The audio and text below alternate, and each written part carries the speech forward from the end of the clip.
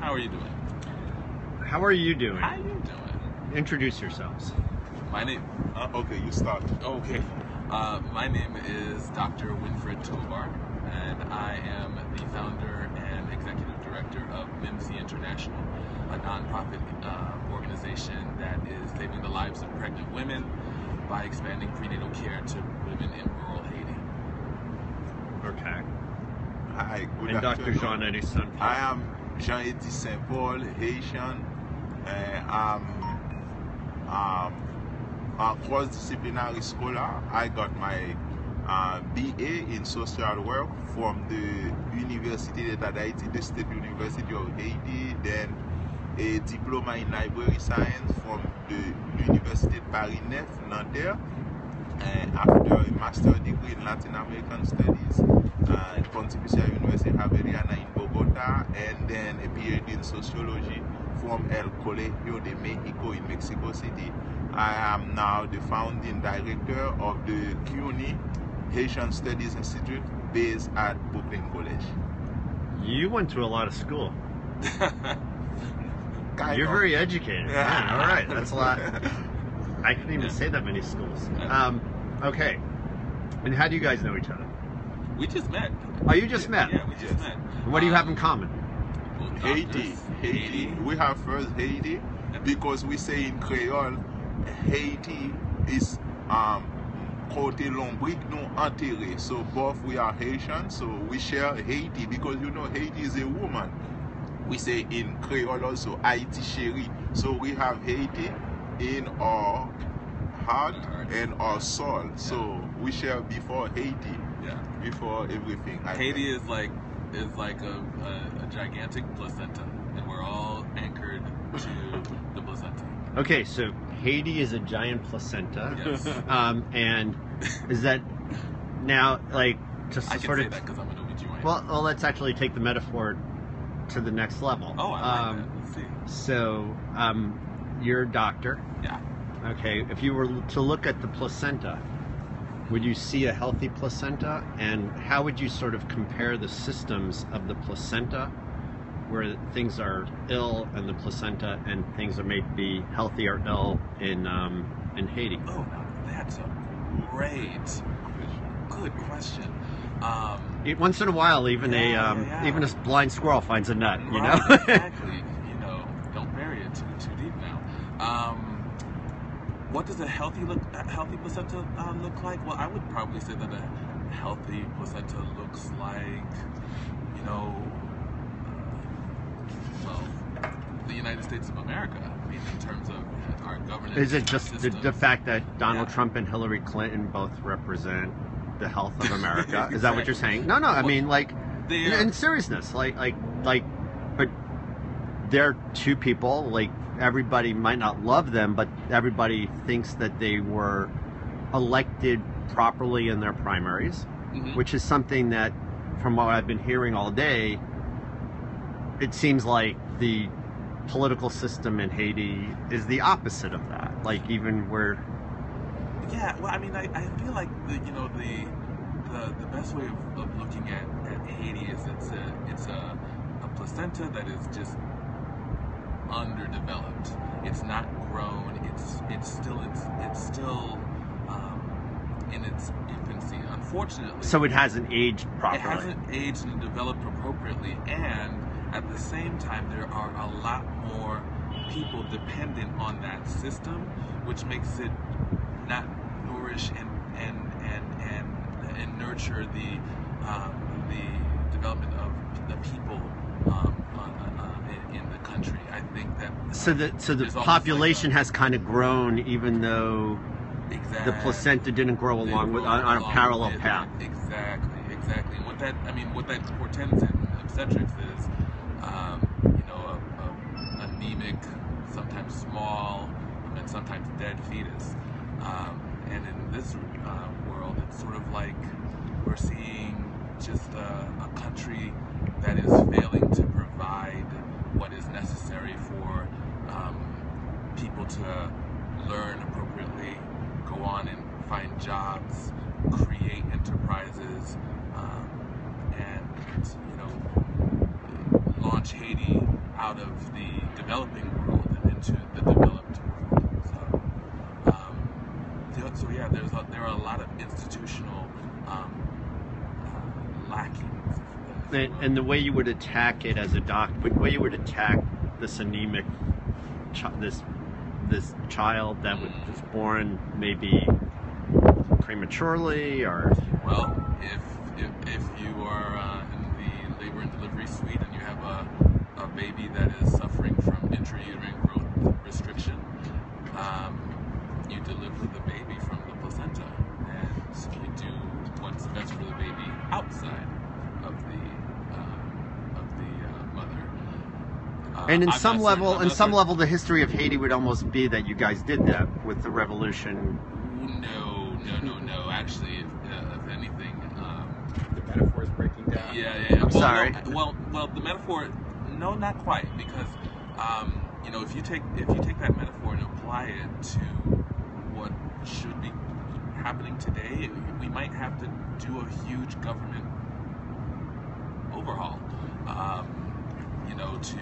To really get the government to start being, as supportive as it can be. And there might actually need to be some kind of intervention at a government-to-government level to really start to put in the necessary things. So your question was so interesting. I know. Because I wrote my PhD dissertation on the topic, the politics of belly in Haiti, and all these political culture cause prejudice to Haiti. So the way that politicians or the Haitian elites use the word Haiti, Haiti as a murder. So in my PhD dissertation, Is that your phone going off, or is that your phone? Yeah. No, okay. Okay. Sorry. No, I'm sorry. I just. Yeah. Because I have something here too. Okay. So and the way I analyze the political discourse from François Papadoc Duvalier to Jean-Bertrand Titide Aristide, to Jean-Bertrand Aristide. Papadoc François Aristide is the one who followed Papadoc. Yes. No. Aristide is contemporary to us. Aristide was president between 1991 to let's say February 1991 to September 1991, and then to October 1994 to February 1996. Then he came back into office in February 2001, and he received like a coup d'etat on February 2004. So Aristide is alive, but François Dog dead. Okay, Right. so and I analyze the two regimes, because the regime of François Dog was a dictatorship, and the regime of Jean-Bertrand Aristide deals more with democratic transition. And curiously, I analyzed the discourse of Papadoc François Duvalier, and Papadoc, he, in the context, political context, electoral context in 1957, he used the metaphor that he present Haiti like a someone that is not healthy, and he, as a physician, he said that he will come like a savior in order to help to repair this placenta, to not healthy placenta. And what Papadoc François Duvalier did, he used his position of power, not to conceive the state like as a public good, but as a private affair. So he established like a patrimony, like a patrimonialistic regime in Haiti. So when we are talking about Haiti as a not healthy placenta, we do need to ask the question, how this placenta is so is so ill, and we do need to understand, this structural problem of Haiti, the behavior of the political elites. And if we do not understand at all the behavior of the elite, we will not understand how Haiti now couldn't afford like a hurricane. Yes. It's, It's interesting you say that, because I look at the political system in Haiti sort of like a really bad take on, if you don't learn your history, you're doomed to repeat it. yes. It just seems as though since the age of slavery, since their revolution, they've made several strides to create a democratic society. They were created inside of the Age of Enlightenment, with all of the scholars like Rousseau and Montesquieu, who were pretty much the seeds of democracy that we know in America. I mean, everything that we Sure. wrote, the Declaration of Independence, the Bill of Rights, every philosophy is based in this age. And Haiti, while it was also forged during this age and imbued with all of this scholarly knowledge, it never quite got it never quite got the lessons deeply, and it would almost always fail as a state and enter into another either monarchy or dictatorship. And despite their best efforts to have a democratic process, it almost always seems to just fall right back into a dictatorship. When you started to bring the parallels between François Duvalier Papadoc, who went into power in 1957, and Father Aristide, who became President, Jean-Bertrand Aristide. These are two people who came from very humble beginnings. François Duvalier was a person who was very well educated, became a doctor. Father Aristide, same thing. He came from a lower class, but he was very well educated, spoke several languages, and was the priest for the people.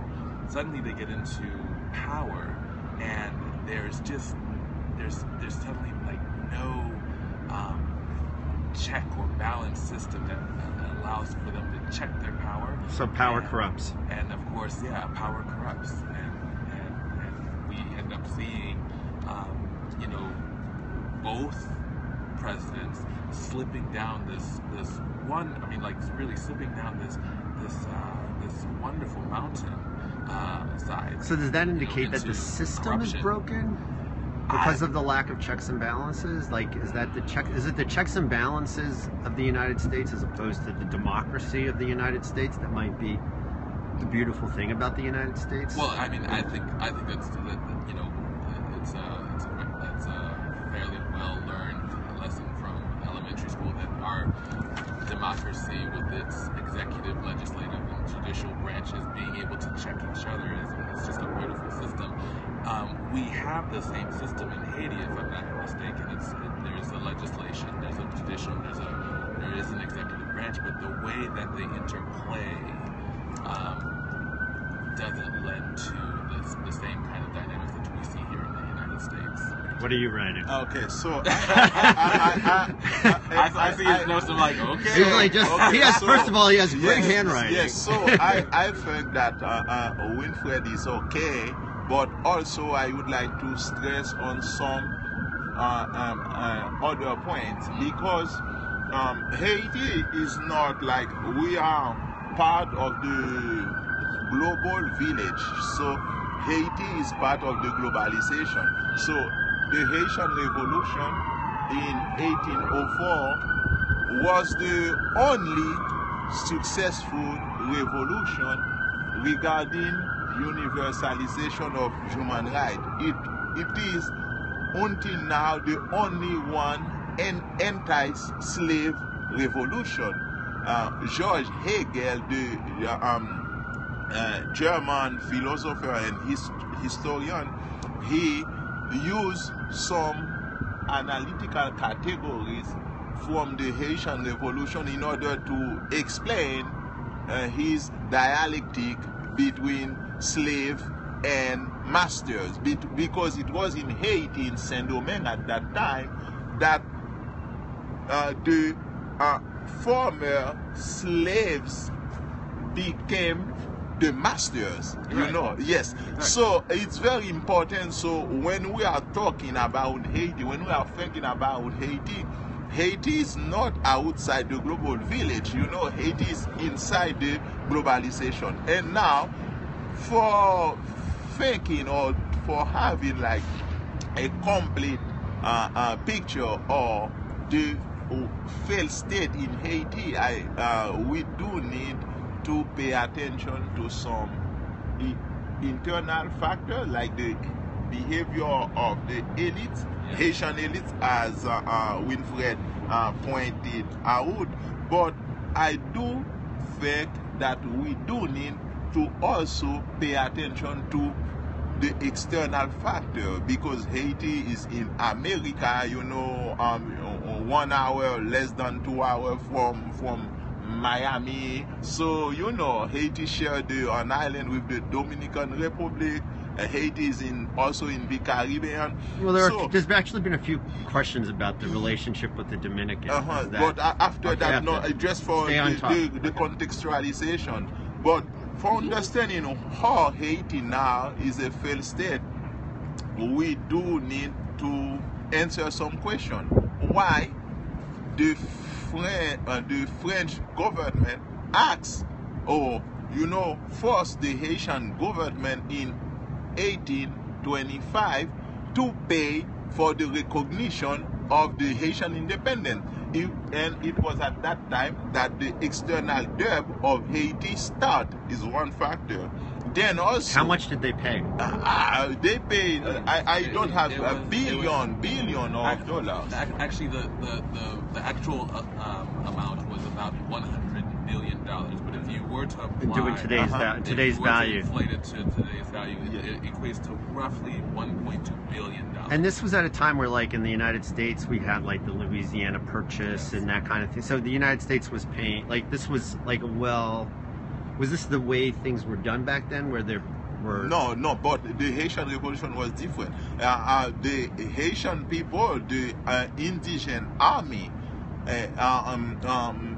won the final battle against in Vertières, against the army of Napoleon, and at that time, you know, the United States of America, England, Portugal, all they made a deal. And oppressed the United Haiti. States. That was what year? That was nobody recognized the Haitian Revolution, and the Haitian people, they do need. What year was this around? 18. At the beginning. Yes, 1805. So this is at a time when the United States. Well, you're saying the United States didn't recognize it, but the United States at this time was like 30 years old. Yeah, right. Yes. Exactly. I mean, that's not like the United. Like, I just in terms of contextualizing it, it's not like the United States today. Right back then, this was the United States was a country that had just established itself. Yeah, but also a powerful, not like a great power as we know today, but it's also the United States of America was also the United States of America. You know. Yes, they didn't recognize the Haitian Revolution. And then between 1915 to 1924, the United States of America, Haiti, received like a U.S. intervention, and we do need to analyze the consequence, the political and economic consequences of this American occupation in Haiti. Then so America occupied Haiti for 19 for a years. decade. Yeah, 19 years. For 19 years. And what was the effect of that? No, we do need to analyze the consequences. They stole the money from the Banque Nationale de la République d'Haïti, and they put that money to the National City Bank in the US, you know. So, and then we recently, under the presidency of William Jefferson, Bill Clinton admitted that he undermined the production of rice in Latibonite just for in order to benefit the farmer of his state, Arkansas. So it's in some, for understanding how Haitian state now is Haiti has a failed state, we do need, it's a very complex question, and we do need. Has Haiti received foreign aid? I'm sorry? Has Haiti received foreign aid? Yes. Like how is it? Has Haiti received more foreign aid than the money that was taken from them, or how is that like sort of balance out? I would like that. You can start it. Yes. Haiti has received a lot of foreign aid. I am not entirely certain about the total amount. Right, like I mean, like even if so, like it's like I just try to. For me, I'm just trying. Like I want to be helpful, but I want to try to understand this. Like I honestly don't. I honestly cannot. Like, because if we're referring to the like, it sounds like we're referring to. I mean, like this is what I'm hearing is like the United States was 30 years old and they didn't recognize the revolution, and like back then, I don't think the United States. Like the United States had its own issues. Like there was the Civil War. I mean, that came 50 years after that. There's a whole bunch of stuff. Yeah. I mean, in order to understand, I think to what Dr. St. Paul is saying, in order for us to understand why Haiti is the way that it is, we definitely have to look at the historical context of its evolution inside of an interplay of colonial powers, England, France, Portugal, Spain, the burgeoning United States, and there were many deals that were taking place that were causing Haiti as a growing democracy to be at a disadvantage. Now that being said, you know, where we are today, the country has just inherited a history of failed administrations, failed government administrations. And so I think that there's definitely a modus operandi, if you will, where it is just expected that government officials who are either elected or appointed will go into their respective positions and not have to be accountable for anything. In fact, Haiti is one of the places where a lot of governments from South America, Central America, Asia like to go to because we don't have any formal recording system for transactions, and so you can do things under the table, move large amounts of money through the country without any reporting. There's no tax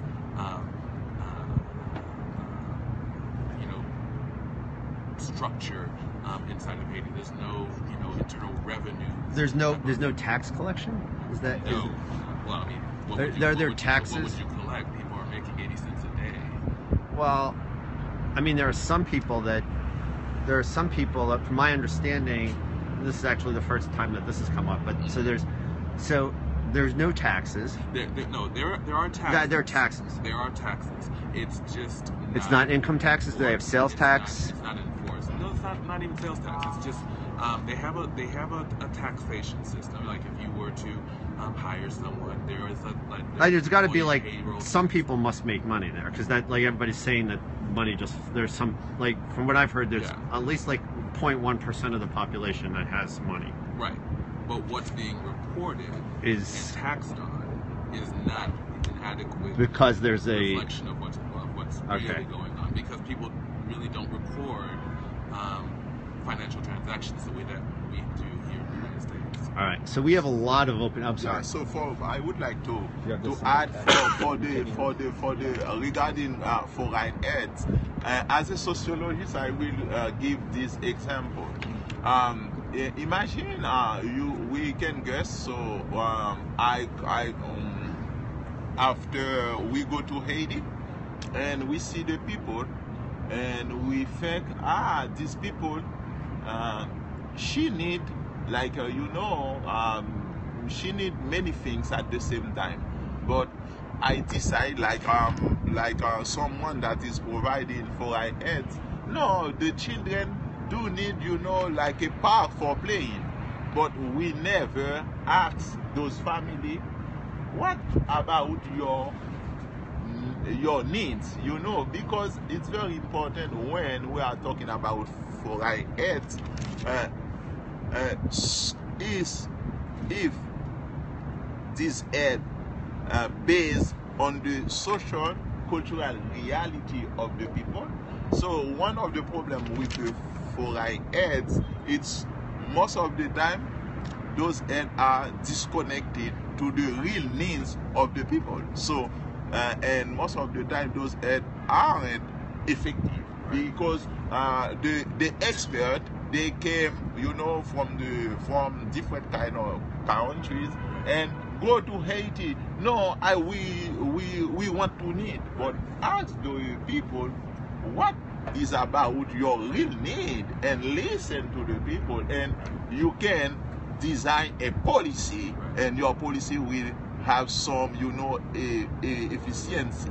So it's one of the things. The most of the time we have like a disconnection between the aid and the social cultural reality of the people. And just to piggyback on that, if the government were actually working appropriately, right? If government was actually functioning appropriately, and they had institutions in place that were responsible, I mean, they do have these institutions, and they were inquiring on a regular basis, surveying,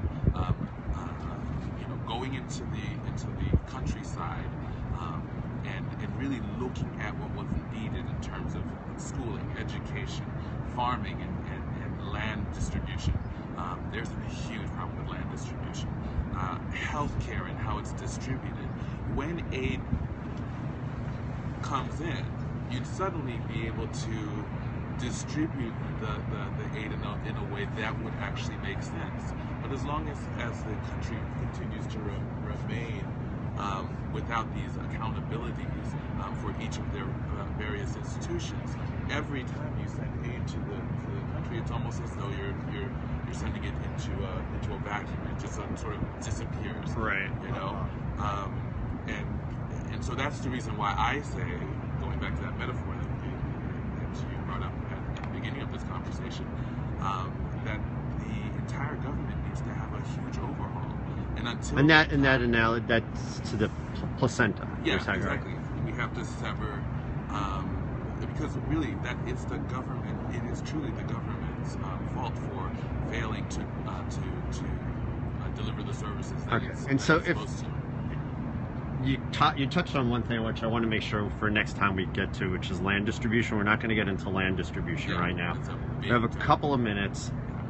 We haven't discussed the situation with cholera. Yeah. Can you just there is an emergency of some sort? Yes.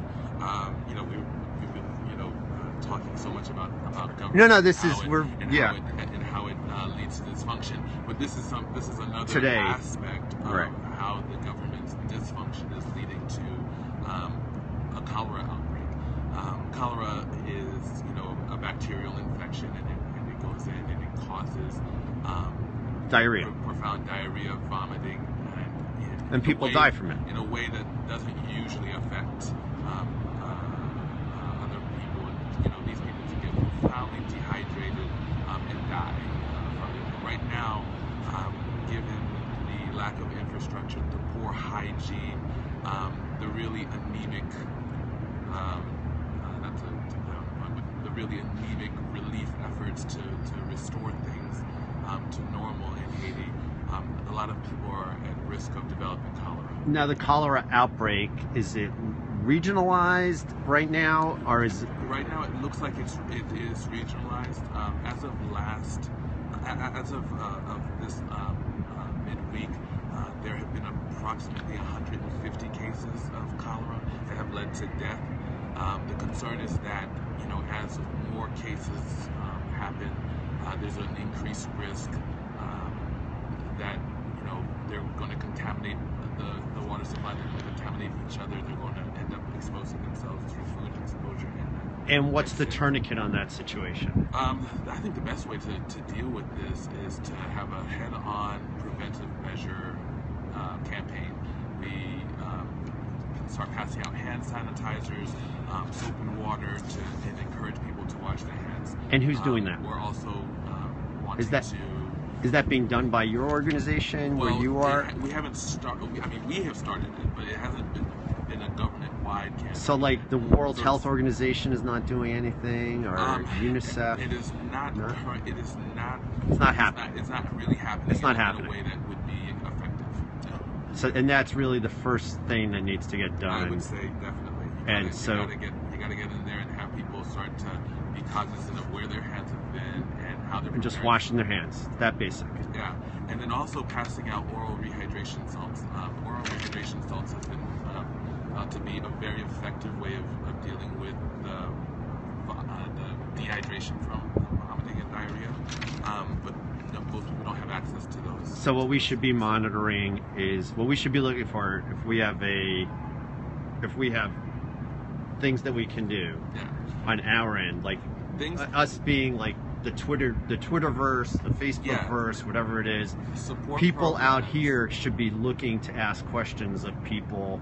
What's going on with the delivery of these? What kind of salts are they? They're called oral rehydration salts. Oral rehydration salts. Stuff that you sort of add to water and make Gatorade. And is that so? It's very effective, and we should be distributing that in the droves, like in the. We should be dropping it from tons. planes. Yeah. Right? To really just like knock stave this, off. because this is a very dangerous thing. Oh, completely. Like cholera especially outbreak now. is not something that happens. Yeah, especially now. The Department of NIP and the Sud have altogether 1.25 million people, and if we have this little core of 150 or so people who are sick, now can start contaminating.